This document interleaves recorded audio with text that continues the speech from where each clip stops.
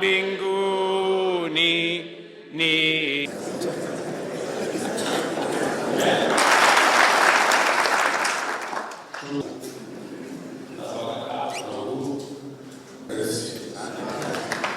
kwa hivyo usio wa kanisa ambao wamekuja kwa hiyo kuja kupatiana bonus.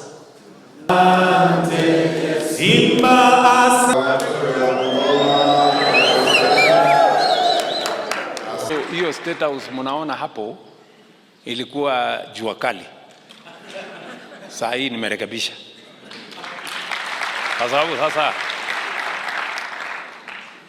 kama mahali mimi mwenyewe nafanyia kazi ati kona moja inapuja imeraruka inatoa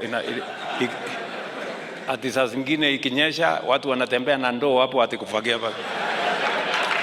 Kama mimi siwezi kupanga mahali mimi nafanyia kazi, nitapanga ya Wakenya?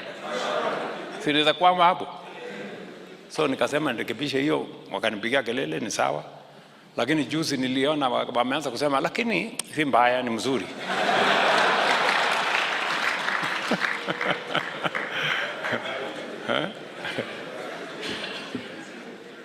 Sasa hiyo kanisa walikuwa wanapigia kelele iko hapa nyuma.